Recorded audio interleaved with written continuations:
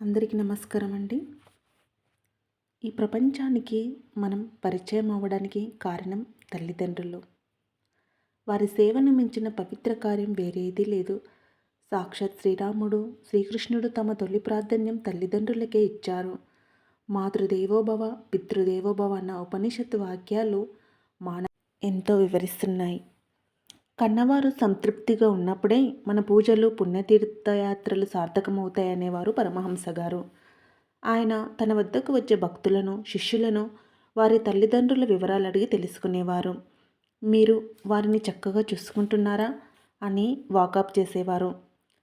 హజ్రా అనే వ్యక్తి తన తల్లి బాగోగులు చూసుకోకుండా పరమహంస చుట్టూ తిరుగుతూ ఉండేవాడు. విషయం తెలిసిన వెంటనే ఆ భక్తుని బలవంతంగా తన ఊరికి పంపారు. షిరిడి సాయి సైతం తన హెచ్చరించేవాడు భక్తులకు తల్లిదండ్రులను చక్కగా చూసుకోమని. మరి ఇలాంటి పరిస్థితులు చక్కదిద్దుకున్నాకే ఆధ్యాత్మిక విషయాల గురించి మాట్లాడమనేవారు. మాతారం పితారం దైవ సాక్షాత్ ప్రత్యక్ష దేవతాం మాత్వా గృహి నిషేవిత సదా సర్వ ప్రయత్నతః అంటుంది మన సనాతన ధర్మం. నవమాసాలు మోసి జన్మనిచ్చి కంటికి రెప్పలా కాపాడే తల్లి ఇళ్లలో మొదటి దైవం. ఇహపరాలు సాధించేందుకు విద్యాబుద్ధులు నేర్పించి స్వశక్తిపై ఆధారపడేలా తీర్చిదిద్దే తండ్రి రెండో దైవం. ఆ ప్రత్యక్ష దైవాలను సదా సేవించడమే బిడ్డల కర్తవ్యం అన్నది భగవత్ స్వరూపులైన ఆ పార్వతీ పరమేశ్వరులు మనకు సూచిస్తున్నారు. తల్లిదండ్రులను తూలనాడడం మహాపాపం. వారితో అభిప్రాయ భేదాలున్న వాద వివాదాలకు దిగితే అంతకు మించిన అనైతికత మరొకటి లేదన్నారు మహర్షులు. తండ్రిగా దశరథుడు తనకెంతో అన్యాయం చేశాడని ప్రతిఘటించమని లోకం ప్రేరేపించిన ఆ దశరథ మహారాజుడు సస్సేమేర అన్నాడు. తల్లిదండ్రులు నాకు దైవ సమానులు. నా పిన్న తల్లి కైక సైతం నాకు పూజ్యురాలు. వారి మాటే నాకు శిరోధార్యం అని ఉద్ఘటించాడు. అందుకే లోకాభిరాముడయ్యాడు ఆ శ్రీరామచంద్రుడు.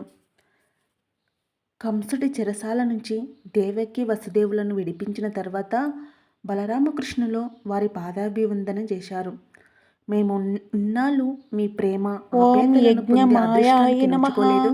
ఓం సోమాయ నమః, ఓం పంచవక్త్రాయ నమః, ఓం సదాశివాయ నమః, ఓం విశ్వేశ్వరాయ సరిపోవని కృతజ్ఞతలు చెప్పారు.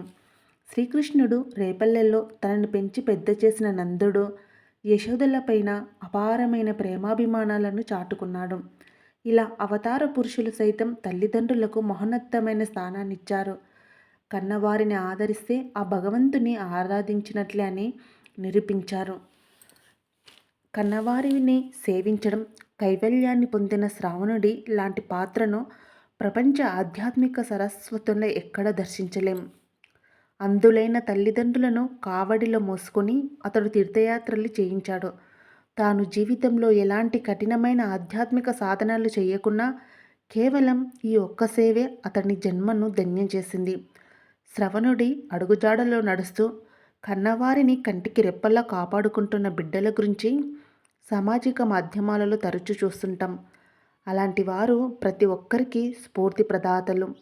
మన పురాణ కథల్లో సాక్షాత్ వినాయకుడు తల్లిదండ్రులైన శివపార్వతులకు ప్రదక్షిణ చేసి జన్మనిచ్చిన వారిని సేవించుకోవడాన్ని మించిన తీర్థయాత్ర మరొకటి లేదని మనకు చెప్పకనే చెప్పాడు. తల్లిదండ్రుల మీద ప్రేమ, గౌరవం, ఆప్యాయత, కరుణ ఇవన్నీ ఎప్పుడైతే మనలో మొదలవుతాయో అప్పుడే ఆధ్యాత్మిక చింతన వైపు అడుగులు వేసిన వాళ్ళము అవుతాము. కాబట్టి ఖచ్చితంగా మీ తల్లిదండ్రులను గౌరవించండి, ప్రేమించండి.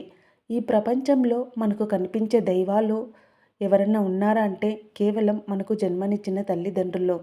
మరి అలాంటి వారిని మీరు పూజ్యులుగా, దేవతామూర్తులుగా భావించి ప్రతి ఒక్కరూ తల్లిదండ్రులను గౌరవిస్తారని ఆశిస్తున్నాము.